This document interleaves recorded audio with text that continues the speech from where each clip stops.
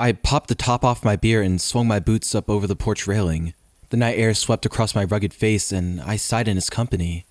I leaned back in my chair and raised the bottle to my lips, bracing myself for the first wonderful sip of the night. It didn't disappoint. I wiped foam from my upper lip and sighed again, twice in one night. That had to be some kind of record. After a moment, I decided to allow myself some satisfaction. Things weren't all that bad, especially not out here in the beautiful country, away from the noise of the city. I skipped my eyes over the landscape splayed out before me. It was like a theater of wonder constructed exclusively for me. The trim grass of my backyard crawled an acre before rising waist high. From there, the field extended another 2 acres before the crowded woods overtook the terrain. Even from here, I could hear the leaves chuckling pleasantly in the late night breeze. Fireflies blinked lazily in the air, cheered on by a chorus of crickets. The air smelled of earth and recent rain. The sky was dark and filled with timid stars. The beer was cold beneath my grip. Yup, this was the life. This was the way a man should end a long day, surrounded by nature and silence, left alone to enjoy its secrets. As I took another pull from the bottle, I scanned the land over the glass lip. I paused mid-swig. I squinted, beer frozen to my lips. I swallowed slowly and sat up, eyes trained toward the high grass. What in the hell? I muttered. There was a figure out there, a shape. It was white and contrasted with the dark world surrounding it. It was moving, walking left to right across my vision. Is that a person? I thought.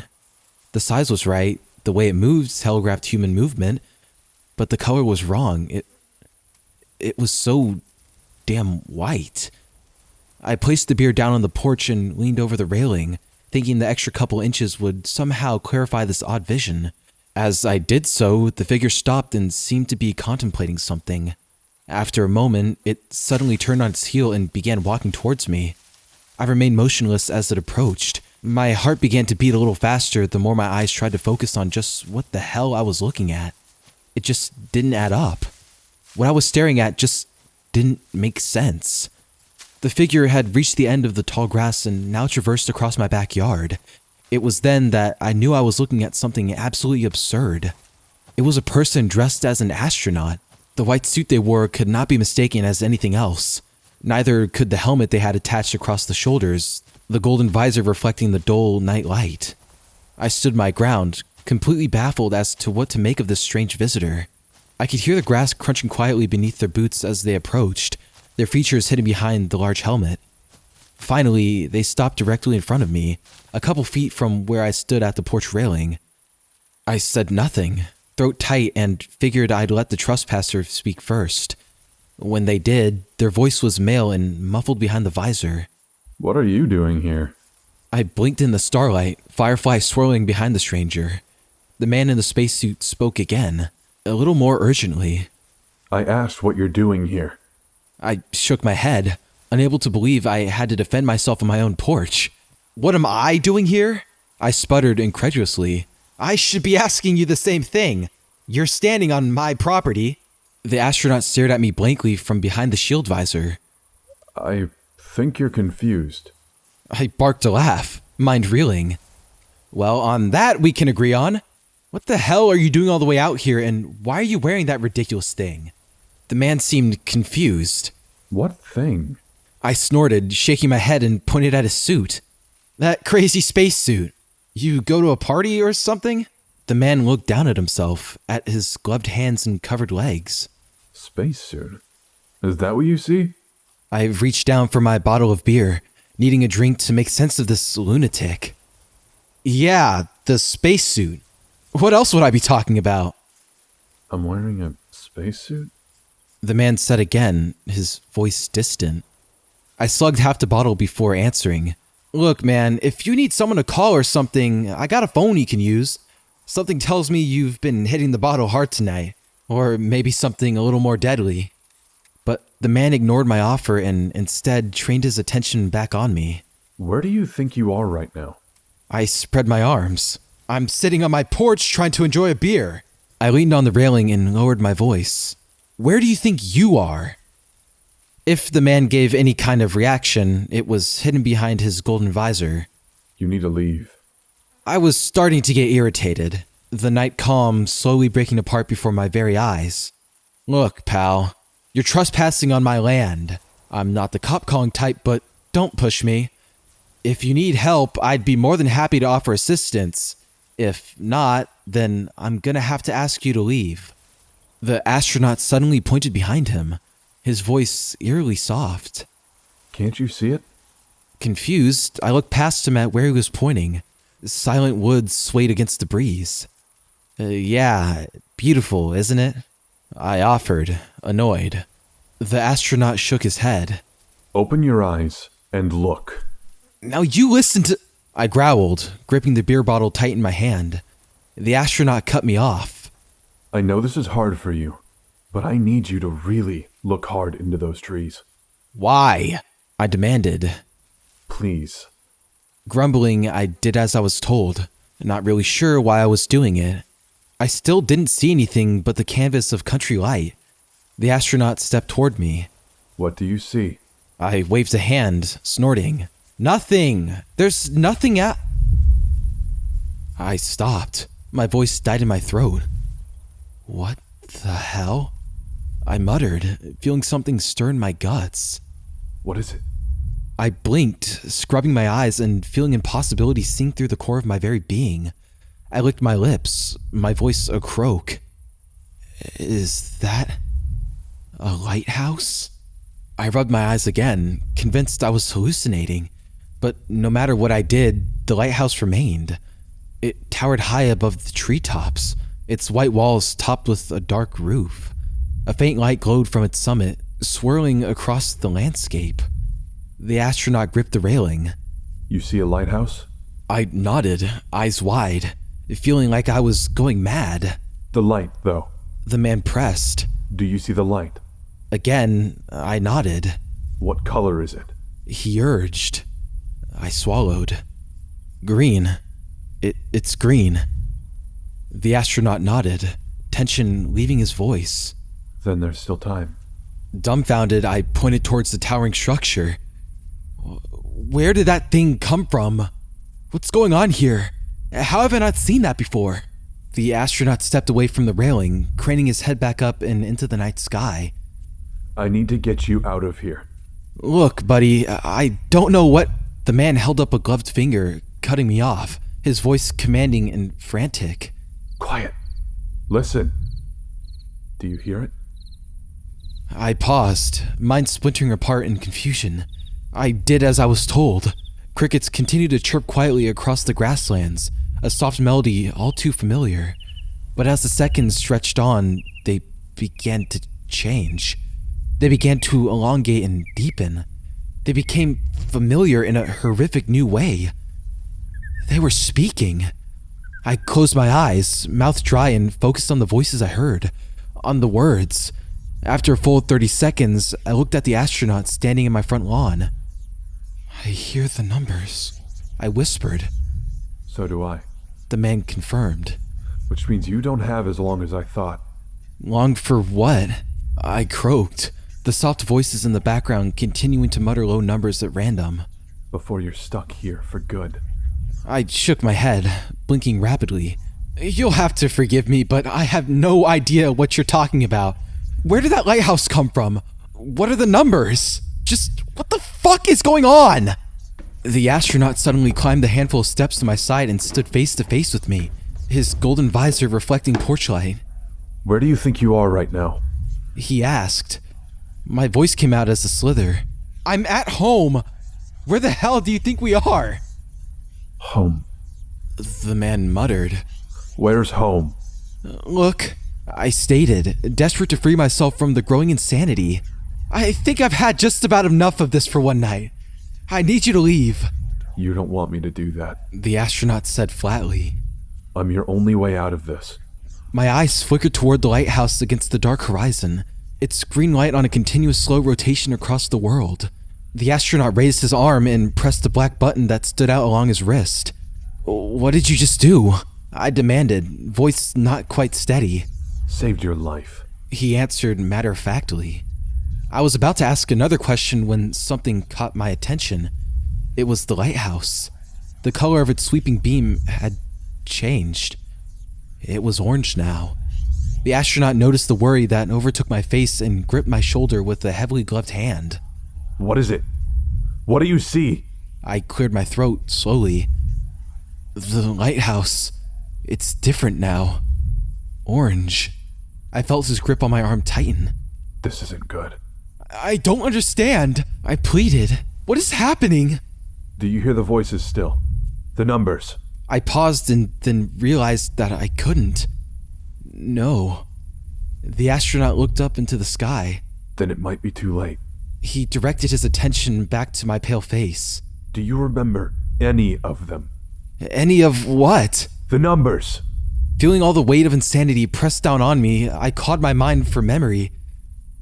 Shit, I don't know. Maybe a 6 and a 4? Remember those. The man urged. You'll need them to get out of here. Before I could offer any more panicked questions, something changed above us. I leaned out past the porch railing and turned my eyes to the sky. Immediately, my heart surged into my throat and fear erupted across my confused state. A crack had appeared. An orange fracture that split the stars and snaked from horizon to horizon. As I watched, heart hammering, the crack grew and widened, splintering open to reveal something else entirely.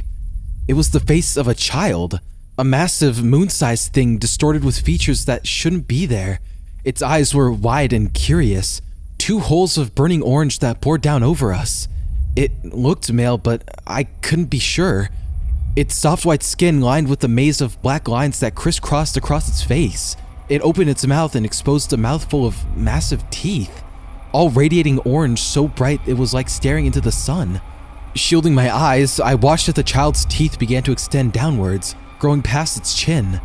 As they dipped down from the heavens, they began to melt and liquefy, dangling from the night sky like pieces of drooping taffy. When they made landfall, they formed a puddle on the horizon, vibrating intensely, still attached to the heavenly mouth. The long pieces of stringy teeth began to grow arms and pull themselves across the world towards me. In its wake, the ground ignited with flame, long lines of burning earth that began to spread. The astronaut took a step away from me, his voice lined with the same fear I felt surging through me. There's no hiding now. A million screaming questions roared up my throat, but I couldn't find the strength to speak. My eyes were glued to the orange shapes in the distance. They were getting closer, the face in the sky staring down at me with those enormous blazing eyes. What is happening? I whispered, dazed and feeling dizzy. The lighthouse in the trees began to glow brighter, the rotation of its beam spinning faster. I felt like I would fall over, my sensors overloaded, my heart drumming in my chest. I gripped the railing hard, and as I did so, the landscape shimmered. It was like watching a mirage take shape across the world, a heat wave that rippled and stirred through the grass and into the woods. In that instant, everything changed, but it was only for a moment. What I saw in that brief second wasn't my backyard, but something else entirely. It was empty space, eerily lit by 4 glowing orbs. They hovered in the air like distant suns, their light emitting a sickly green color. Between the spheres were tufts of clouds that pulsed with the same shade of light. Strung between the clouds were dripping cords composed of some visceral substance. They spiderwebbed across the sky in a pattern too complex to follow or make sense of. Hanging from the meaty tangle were what appeared to be some kind of animal life. There were thousands of them, like monkeys, but covered in scales instead of fur. They did nothing, made no sound, no movement. They simply hung in place, watching me. Their long arms gripping for purchase above their heads, their long bodies coated in thick, black, organic armor. As quickly as it had come, the vision vanished. It was replaced by the familiar grassland, trees, and ominous lighthouse. But the child in the sky remained, its blazing teeth snaking closer and closer by the second. The night began to fill with ash, the fire creeping across the empty land. "I'm having a nightmare," I said distantly, surprised at the sound of my own voice. The astronaut snapped my attention back to himself. There's a ship coming for you. Look up. Past the lighthouse. Do you see it? Feeling sick, I turned and saw a streak of white light soaring across the sky towards us.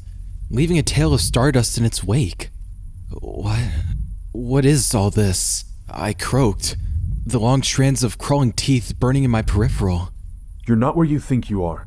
The astronaut said quickly, his golden visor reflecting the approaching flame. Is this the end of the world? I whispered. The astronaut quickly shook his head, turning his shielded gaze to the streaking white light that arched ever closer to us. No, this isn't the end.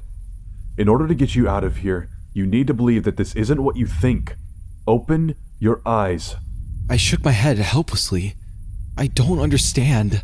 The astronaut stepped to my side, his voice tactful and precise. What did you do earlier today? How did you get here? I opened my mouth to answer, but when I reached back into the day, I found I couldn't offer a single memory. I fumbled with my recollection, convinced that it would return to me. But no matter how badly I tried, a wall of darkness met me. You can't remember, can you? Slowly, I shook my head. The man leaned into me. Good. That means you're beginning to understand what this place is.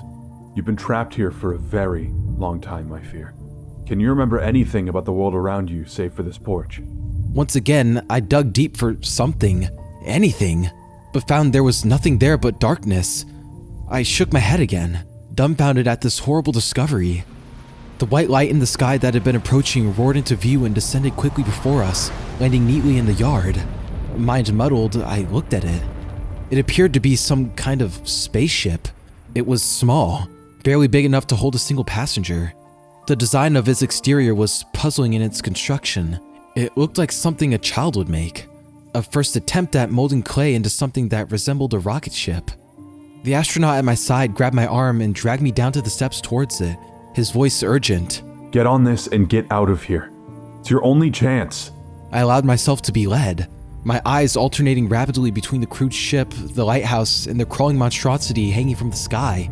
The flames were a couple hundred yards away now, the long, clawing arms gripping and pulling at the earth aggressively, the orange forms oozing from the smiling mouth in the heavens. What's gonna happen to me? I begged, stopping before the rumbling rocket. Smoke wafted from underneath as if preparing for a sudden liftoff. The astronaut reached up and pulled the hatch open. You're going back home. I felt like crying. But this is home! The man shook his head. No, it's not. This is an illusion, a place you were never meant to find. Tell me, what is it you felt when you sat on that porch before I arrived? I searched myself and was relieved to find an answer. Peace. I was at peace. The man nodded as if expecting this. Of course you did. Honestly, I'm surprised you were here for as long as you have been. I'm surprised I didn't find you sooner. He nodded towards the face in the sky. And most of all, I'm surprised I stumbled across you. You're a lucky man. Now get in there and get out of here. He pushed me towards the ship and I clattered up the small ladder into the cockpit. I felt like screaming. I felt like tearing my hair out in frustration. All the questions in the world pressed in on me and I felt as if my skull would break beneath them. I slid into the solitary seat and looked down at the astronaut. At his back, the massive claws of the cosmic entity wriggled ever closer. What has happened to me? I whispered, letting everything else go. The man placed a gloved hand on the hatch, his voice grave. You traveled someplace you weren't supposed to find. And with that, he heaved the door shut, one last sentence hanging in the air between us. Fly safe. Darkness filled the tiny cab. My eyes began to adjust as light filtered in through a small square window above me. The light was tinted orange. The flames were growing closer. I didn't have much time. I looked down at the control panel before me and was shocked to find a plain face display with only 3 buttons. Written above each was a different number, 9, 6, and 4. The rocket shuddered with anticipation, a rumbling growl begging to be released. I raised my fingers to the buttons and thought of the crickets, the voices. I pushed the buttons labeled 6 and 4. Immediately, the rocket exploded upwards into the night sky, the cockpit shaking aggressively as the small craft climbed the length of the night and spewed into outer space. Stars blurred past the window above my head and I gripped the seat, terrified, the G-forces ripping through my stomach with miserable intensity. The lighthouse vanished below me, the field, the astronaut. I was allowed a brief glimpse of the childlike face in the sky, now angrily staring down at me through the crack in the heavens. But then that too was robbed from my sight as my small craft zoomed ever away, cracking the roof of the atmosphere and sending me headlong into whatever came next. I felt my consciousness slipping away as the G-forces pressed tighter against me. I clawed my eyes over to the window one last time as the darkness clogged the corners of sight. I saw something new enter my field of vision. It was Earth.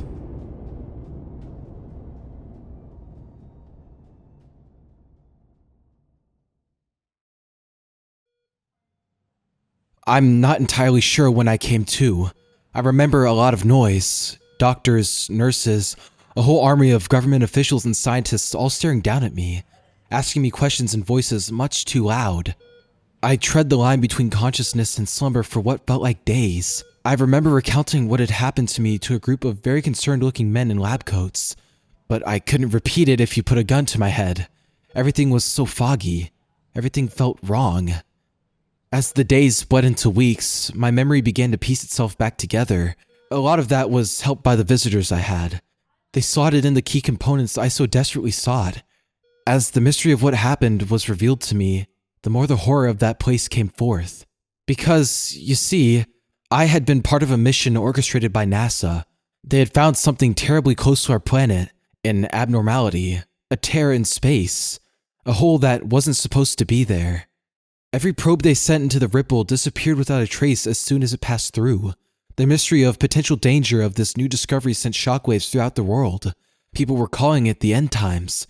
Religion surged with new life and the masses flocked to churches, convinced that this was the start of God's judgment.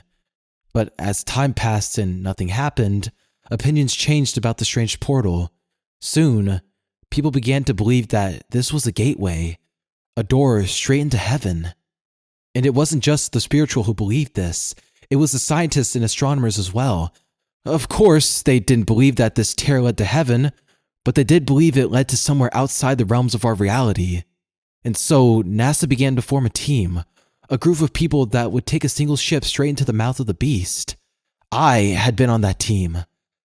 I wish I could explain the details of what had happened once we entered, but there's nothing in my memory but a void as dark as space itself. They tell me 4 others were with me on our mission. None of them have returned. I don't know where we went. I don't know who that man in the spacesuit was. I don't know why he chose to help me. That spaceship he pushed me into, NASA recovered it, along with myself. They still haven't figured out exactly what it is, but it got me home. I landed a couple miles off the Pacific coast in California. I don't really remember any of that, though. There's one more detail that haunts me, one more fact that makes my skin crawl. That porch, that field in the woods, that is the only memory I have of that place. Over and over again, that memory persists.